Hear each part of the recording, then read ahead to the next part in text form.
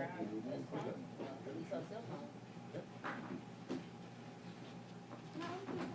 took my, yeah.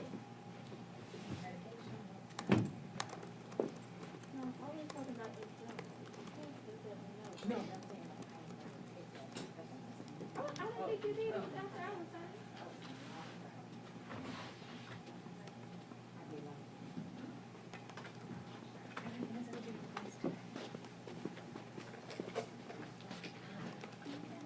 How are you?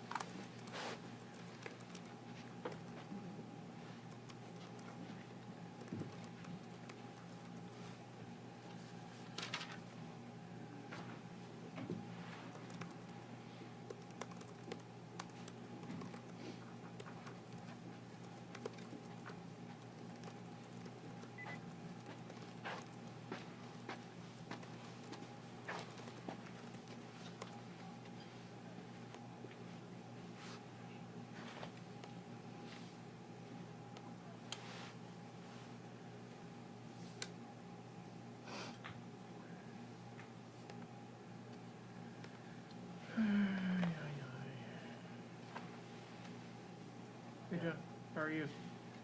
Good. I don't want to sit down. You could stand. Some questions from left field. Where did you actually go? I was going to, I went back and put my coat away. Well, before I came here, yeah. Which I didn't really need outside anyway. No, it was surprisingly nice. I'm expecting one of those like disaster stakeouts. Oh gosh, where it's just like wind blowing in your face. and, Yeah, like, the you can't- Capitol Hill public could be yelling at you, get off their lawn, and So were you standing there? Yeah, you were standing right there when Stenny's detail almost ran over his other detail. oh really? I didn't see that. That was funny. He was backing up to try to let Hoyer get in, and like Yeah. the guy, like his body guy, was like standing next to Hoyer but stepped into the street. It was a high drama moment. But now that they answered all the like vote timing competence questions. Yeah, that's what I feel like that's what all scrums are these days, though, and it really is frustrating. Because now I'm that person being like, I remember back in the day when scrums were good. No, they were never good.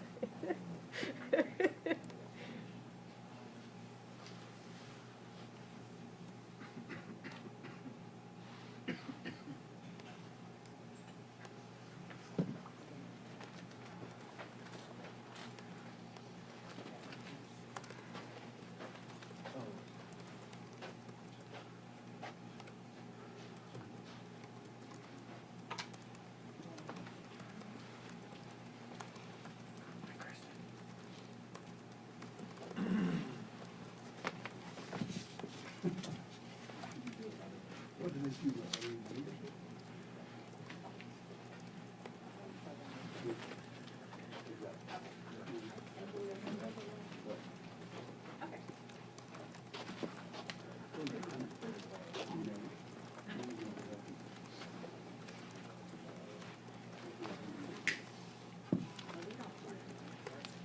Should all be here in about 2 minutes.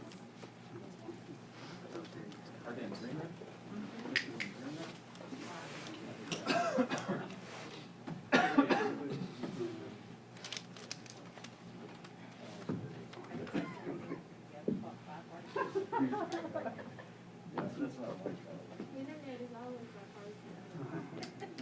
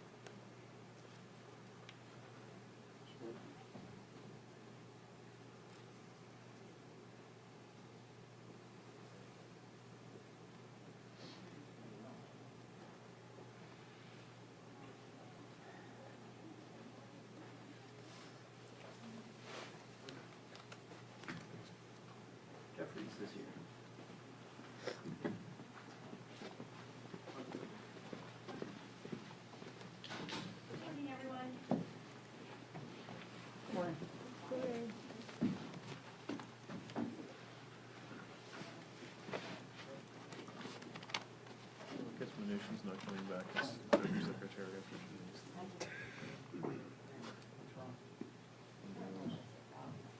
And get it from two.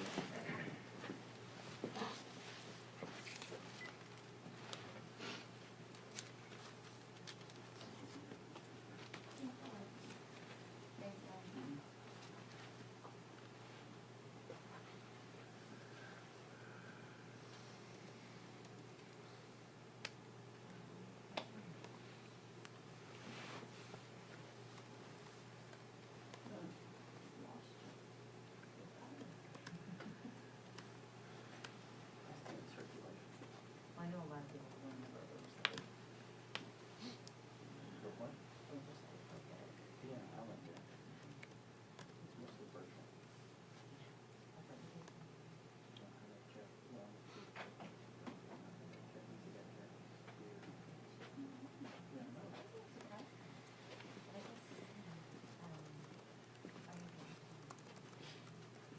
You know what? After everything she's been doing in her life, say thank you.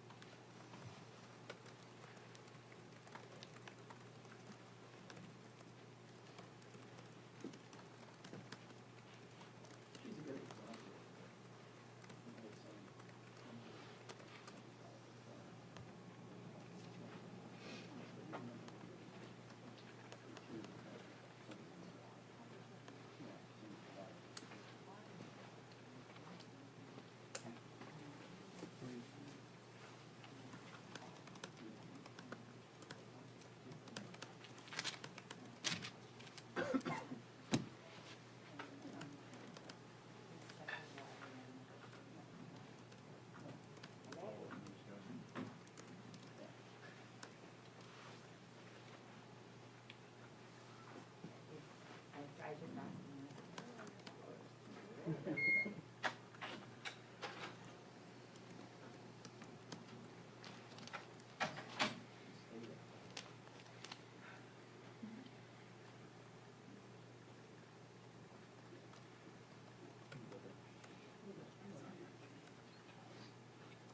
I've heard, my mother.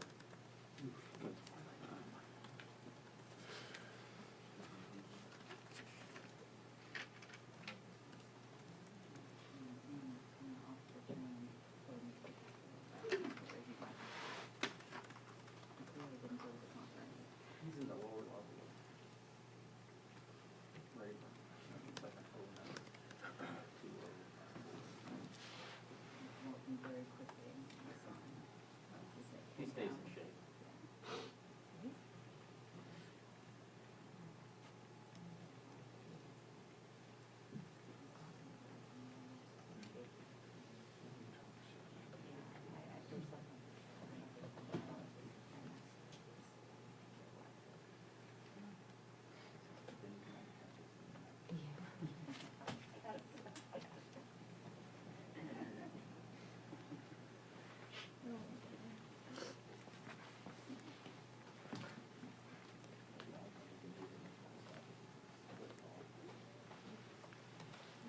Heads up.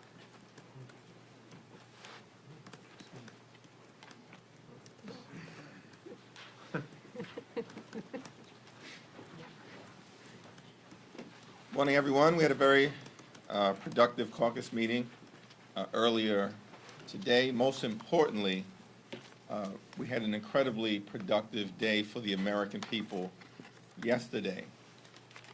The bipartisan infrastructure agreement is now the law of the land. That's a great thing for the American people. It's a great thing for the economy. It's a great thing for the Build Back Better agenda. Bipartisan infrastructure agreement will create millions of good-paying jobs for everyday Americans all across this great country. In the North, the South, the East, and the West, in urban America, suburban America, rural America, small-town America, ex-urban America, and Appalachia. It's not a win for Democrats or a loss for Republicans, as some of my colleagues on the other side of the aisle seem to want to frame this tremendous progress for the American people. It's a win for America, delivered with great leadership from President Joe Biden, House Democrats and Senate Democrats, partnering in a bipartisan way with a handful of our colleagues on the other side of the aisle. There are approximately 100,000 structurally deficient bridges in America that could crumble or collapse at any moment. That's just one example of why this historic investment in fixing our crumbling infrastructure will be so significant for the American people. The jobs that are being created as a result of passage of the bipartisan infrastructure agreement cannot be outsourced to Mexico or to China or to other parts of Southeast Asia. These are good-paying American jobs. That's a win for the American people. And we look forward to continuing our work as we advance the bipartisan or advance the Build Back Better Act, and hopefully a handful of Republicans in the House may be inclined to be supportive. That remains to be seen. But as we advance the Build Back Better Act, at some point before we depart, we are going to create additional good-paying jobs for everyday Americans. We're going to cut taxes for working families and middle-class families and low-income families. And we're going to lower costs in health care, particularly by driving down the high cost of life-saving prescription drugs, cut child care costs, cut housing costs, and implement universal pre-K for 3- and 4-year-olds all across the country, and in doing so, cut early childhood education costs as well. Those will be additional wins for the American people, delivering on President Biden's promise to build back better. It's now my honor to yield to our distinguished Vice Chair, Pete Aguilar. Thanks, Mr. Chairman. As the chairman mentioned, yesterday we were pleased to join our colleagues, including some on the other side of the aisle on the South Lawn, is the president signed the infrastructure bill, the American Jobs Bill. And we're so thankful for his leadership, and we're so thankful to be able to go back to our communities and to answer the question that they give to us all the time, which is, when are you going to get this done? When are you going to do something to help our communities? And time again, House Democrats have been delivering. And that's what we did yesterday. Investments, as the chairman mentioned, in crumbling bridges and roads, investments in California in our water systems, reducing our carbon footprint, and addressing global supply chain issues by handling the goods movement through the ports of Long Beach and LA. These are things that are going to help California. These are things that are going to help our country. And that's why we're so pleased to be able to go back to our communities and to tell them that we're doing our best to create good-paying jobs in this country. As the chairman mentioned, jobs that can't be outsourced, jobs that have to be done here in our communities. But our work isn't done. And so that's what we continue to do, is to lay the groundwork to pass the next piece of the president's agenda, the Build Back Better agenda, that will reduce taxes for working parents, continue to address climate change, make investments in child care and caregiving. Those are the things that our communities want to see. Collectively, that's what the president campaigned on, and that's what we've committed to deliver. And so I look forward to the work. I look forward to working with my colleagues to get this done, and we'll now introduce Chairman Sean Patrick Maloney. Well, I thank the distinguished chair and vice chair of the caucus. What I want to tell you is that yesterday was a good day for the United States of America. And if you're rooting against this jobs bill, you're rooting against America. And when Democrats deliver, we are delivering for America. And when the other side complains about it, they're rooting against America. This is not a Democratic win. This is a bipartisan infrastructure bill that will grow our economy and provide millions of good-paying jobs to our families. But of course, our work began earlier this year with the American Rescue Plan, which quite literally saved the American economy. Millions of small businesses and their employees are in business and working today because of that effort. It also put hundreds of millions of shots in the arms of Americans, which is helping to end the pandemic. And we have this week before us the most important investments in our families and in our people since the New Deal, and we will get that done.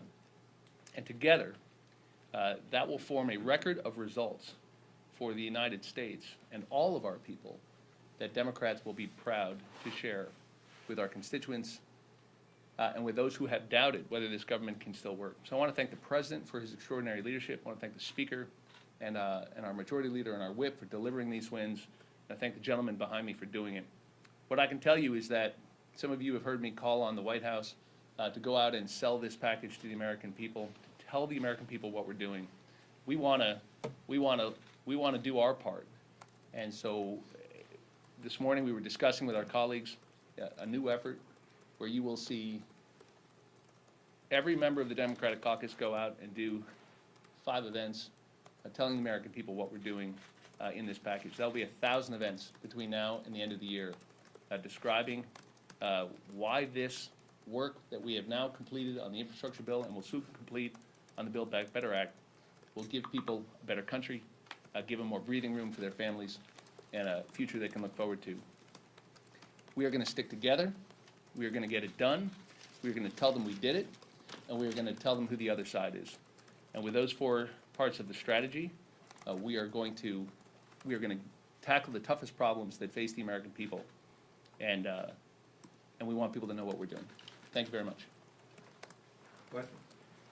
Thanks, sir. I actually have a question for Mr. Maloney as well. I want to ask, you guys have seen a number of Dem retirements come up, and I expect more over the next year before the 2022 midterm. Do you think it's a messaging problem? Is that why you've laid out this plan? Do you think it's a messaging problem with selling these packages to the American people that might make 2022 more difficult? Well, in terms of retirement, every individual that makes that personal decision to retire from the House Democratic Caucus, we are going to miss. And miss their service. And certainly Representative Jackie Speier, an incredible, courageous, bold, fierce advocate for the American people, will be missed. But she's made that personal decision, and she served this Congress, this country, and her communities ably. This is a redistricting year. Sean and I came in a redistricting year in 2012. Pete was a member, I tried, man. he tried. But he's a red shirt freshman in terms of being a member of the class of 2012. He came in 2014. But it was 51 of us. 51 of us in 2012. And I believe, Sean will correct me, we picked up 15 or 16 seats that year. That means that the vast majority of the class of 2012 came in as a result of retirements, because that's what happens in a redistricting year. And so we're not even on pace to hit that number yet. We'll see what happens, but this is to be expected, and I don't believe it has anything to do with our prospects in 2022.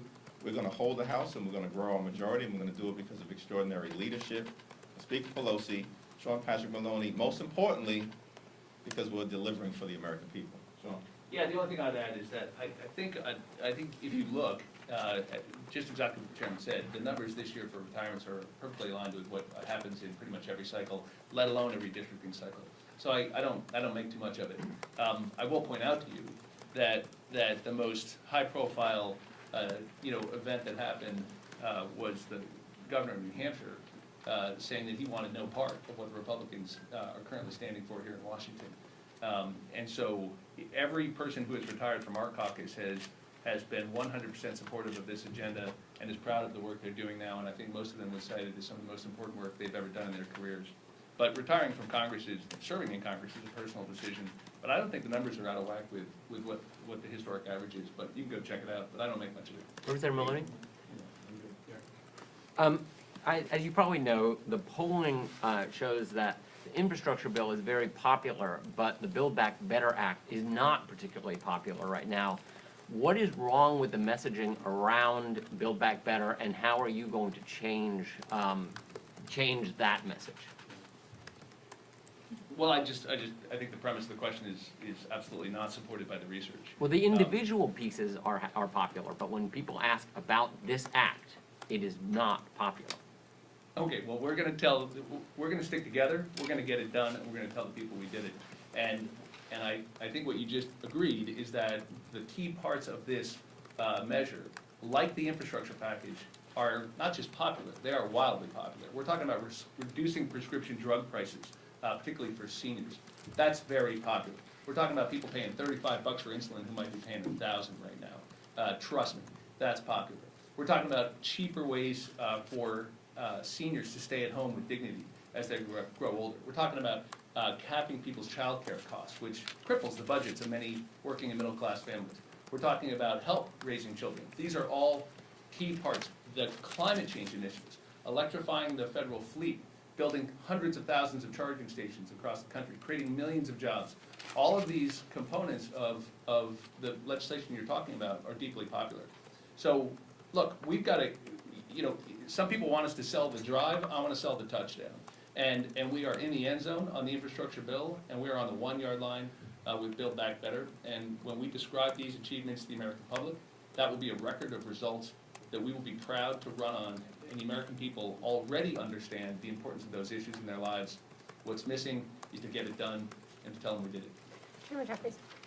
We'll go back to this side, and then we'll go back up. Yeah. But Second one. Chairman Maloney, there's obviously seems to be a bit of a disconnect and a problem with the messaging. Voters complain that they don't know what's in Build Back Better, and some of the Democratic members have complained that the White House isn't doing enough to message on it. So what is going to be a shift in the message here? Yeah, I'll address that first, give Pete a chance to weigh in, and then yield to Chairman Maloney for his observations.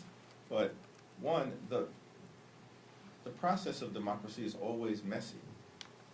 But as Chairman Maloney indicated, the product is incredibly popular with the American people because we're delivering some historic, important things to lift up the middle class and all those who aspire to be part of it. Churchill once said, democracy is the worst form of government ever invented, except for all forms of government that have ever been invented otherwise. And the process can be messy, but the outcome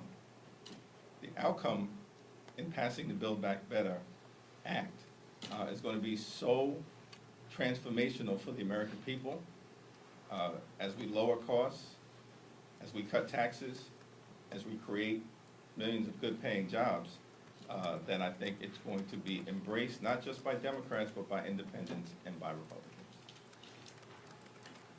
Yeah, this is a package, as both chairmen mentioned, that is, when we talk in our communities, and all of us spent some time at home last week, when we talk in our communities about what's in these bills, there's overwhelming support. Local mayor spoke yesterday at the White House in my district. Aquanetta Warren, who's a Republican representing small and mid-sized cities. And she gave the president an enormous amount, and Congress and the Democratic House, credit for delivering this. She's been talking about infrastructure for years, and it wasn't able to get done until now. And so she was there with us celebrating, because this is going to mean good-paying jobs. This is going to mean so much help in our communities, and we got it done in a bipartisan way. And so, we reject that this isn't popular. Maybe a couple words, folks don't understand in a poll. It's our job. That's why we're going out into our communities. That's why the president and the cabinet are going out into the country to educate folks about what's in these bills. and to talk with them about the specific improvements in bridges and waterways, issues with climate and electrifying stations. Those are the things that our communities are going to want, and those are the things that are going to benefit them and create jobs. And Congressman Aguilar, just a quick follow-up for you. Has the House Select Committee investigating the January 6th? Hold on, Understand topic and we can come Okay. back. Yeah. Look, I don't have much to add to what my colleague said. It's our job to tell people what we're doing. It's our job to communicate with the American public. We also take seriously that we deliver these results and then we describe them. As you just heard, we're going to do 1,000 congressional events over the next 6 weeks telling people what we're doing.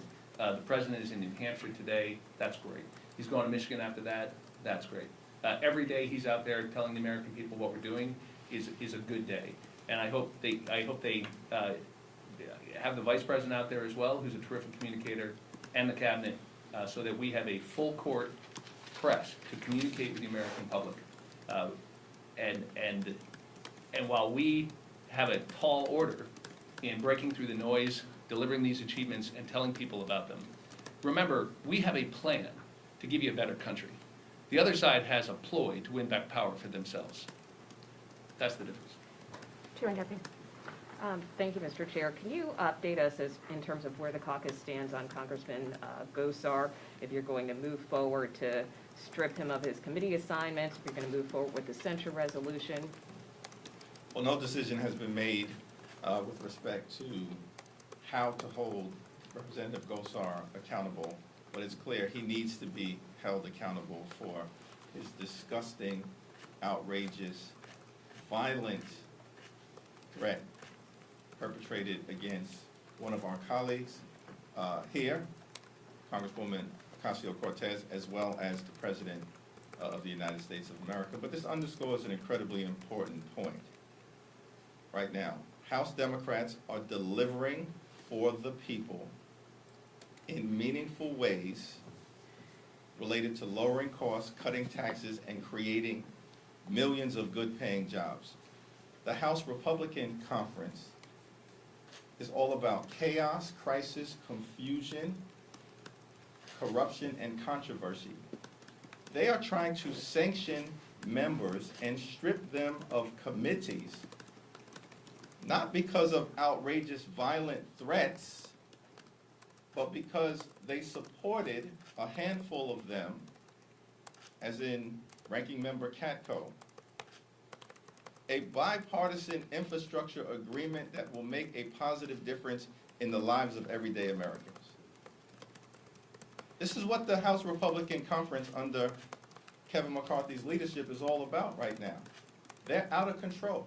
They care nothing about the well-being of everyday Americans, the middle class, and those who aspire to be part of it. Nothing. It's all about the acquisition of power. Do you think the congressman should be stripped of his committee assignments, and when do you anticipate? I'm not going to get out ahead of the caucus's decision in that regard, other than to say he needs to be held accountable, and he will be held accountable. Perhaps Kevin McCarthy should take steps to hold Gosar accountable, as opposed to fending off criticisms within his own conference as it relates to sanctioning the 13 Republicans who supported fixing our crumbling infrastructure. That's outrageous. Sir, there's so much that needs to be done. We have the Build Back Better Act that still needs, the debt ceiling still needs to be raised. Are we gonna be able to get this done before the holiday recess? Well, in my view, and I'll yield to my two colleagues, but, we are proceeding full steam ahead. And when we came into this year, I think our focus was to crush the virus, provide direct relief to everyday Americans who are struggling through this once-in-a-century pandemic, and lay the foundation to supercharge our economy for middle-class families and all those who aspire to be part of the middle class. And we've accomplished a lot in terms of that objective. We passed the American Rescue Plan. We've passed the Bipartisan Infrastructure Agreement. And we are going to pass the Build Back Better Act. We also are going to deal with the issues related to the debt ceiling, and the need to fully fund our government. The date in front of us in that regard is December 3rd.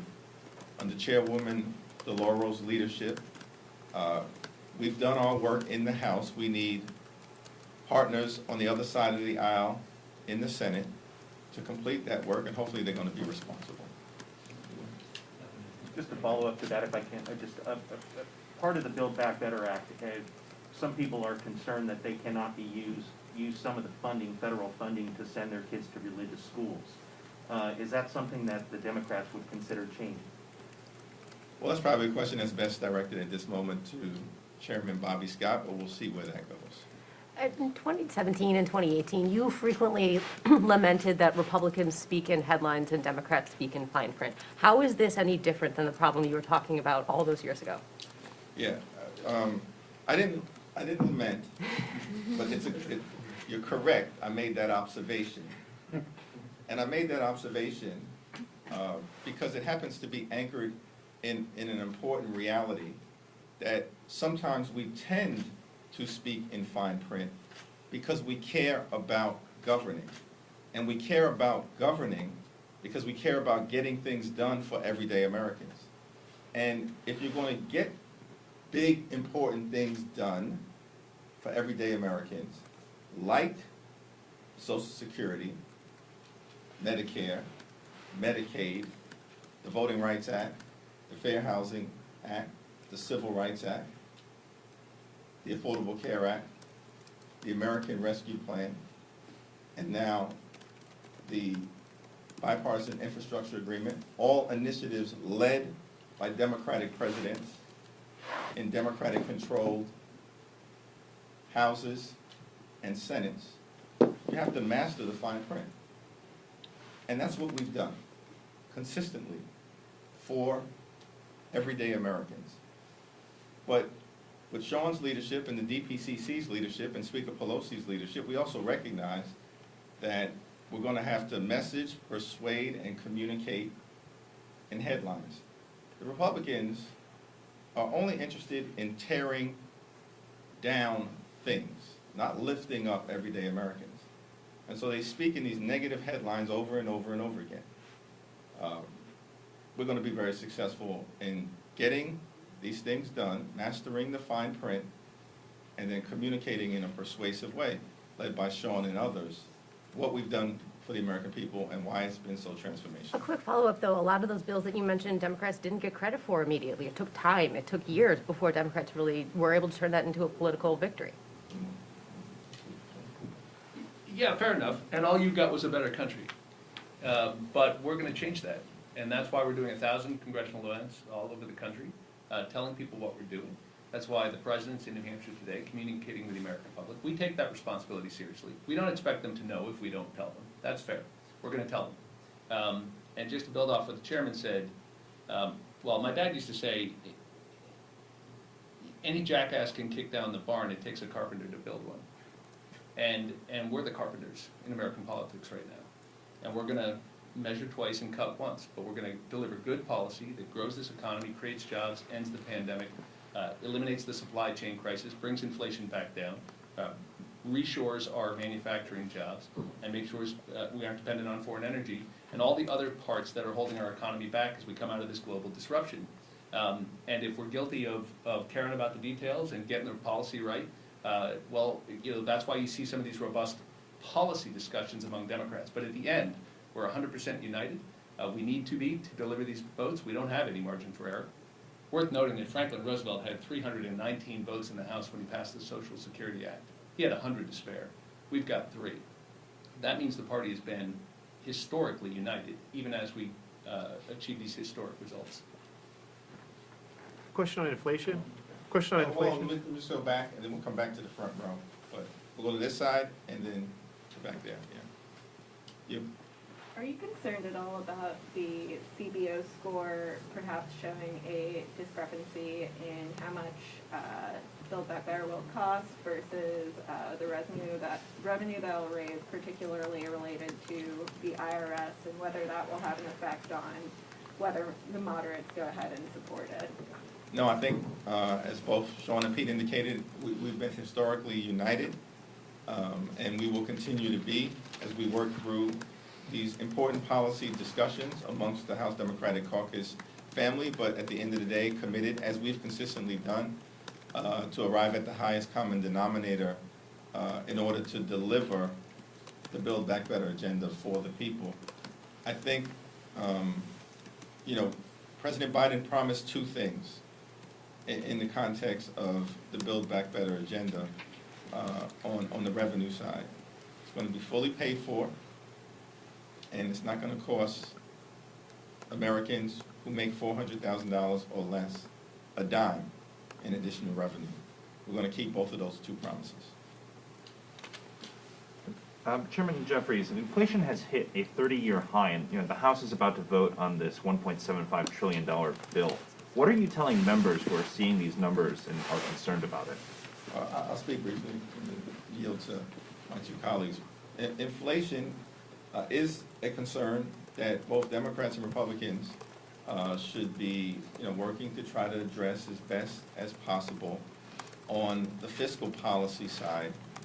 But of course, a lot of the inflationary issues have to be dealt with in terms of monetary policy with the Fed. And they've done a good job, in my view, the Fed, in helping us get through this once-in-a-century pandemic through the execution of monetary policy. And hopefully they'll address these inflationary concerns, which in many ways relate to the COVID-19 pandemic, creating supply chain dynamics. Now, a wide range of economists who have looked at the issue of inflation have concluded, one, that they expect these are short-term issues, unlike the dynamics that we confronted where we saw double-digit inflation in the 1970s. This is not that. But more importantly, the Build Back Better Act, what we can do from the standpoint of fiscal policy is going to cut costs. It's going to cut child care costs. The average American family spends about $8,600 a year on child care. The Build Back Better Act will reduce that to zero for working families and middle-class families. The average senior in this country pays about $6,000 per year as it relates to life-saving prescription drugs. We're going to drop that to about $2,000, no more than $2,000. The cost of housing has been increasing. We're investing $150 billion in the creation and preservation of affordable housing. And so the Build Back Better Act is going to deal with these cost of living issues in a decisive way, some might argue in a historically transformational way. Just briefly, we also saw the president act on this back in California, working with leaders at the Long Beach and Los Angeles ports, addressing the global supply chain, making workers more productive, and as the chairman mentioned, lowering the costs that Americans are paying.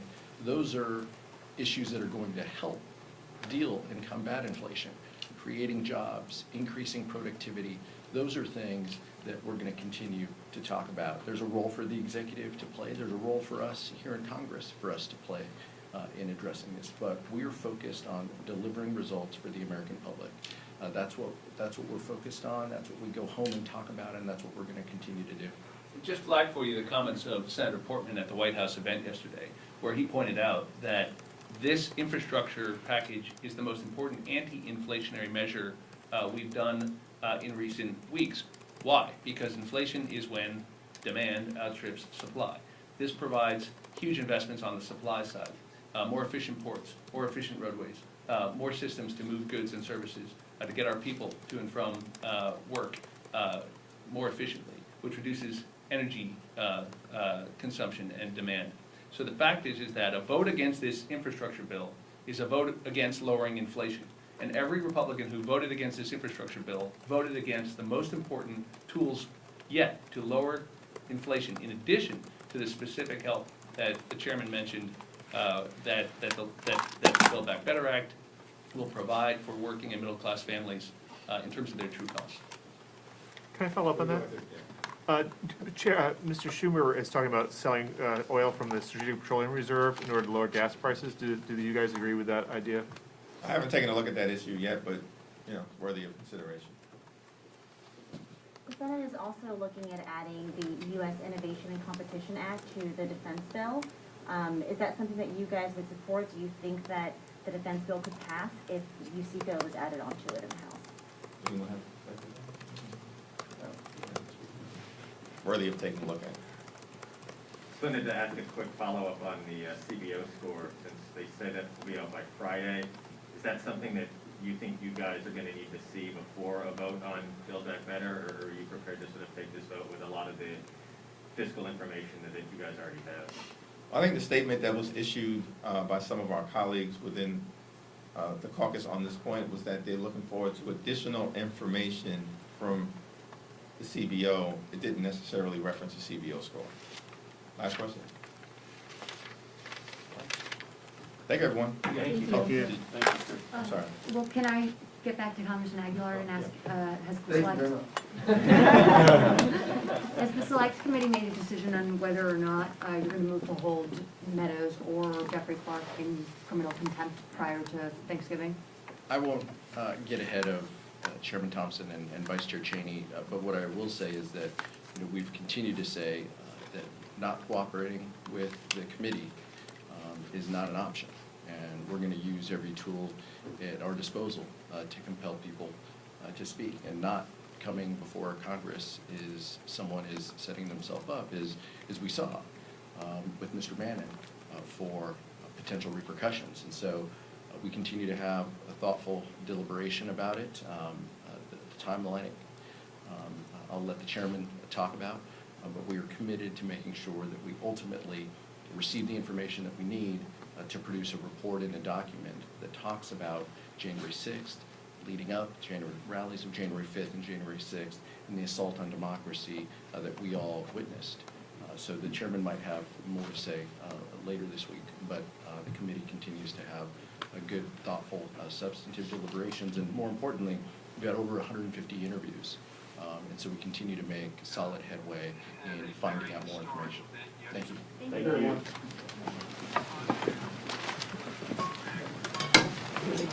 Log on to that.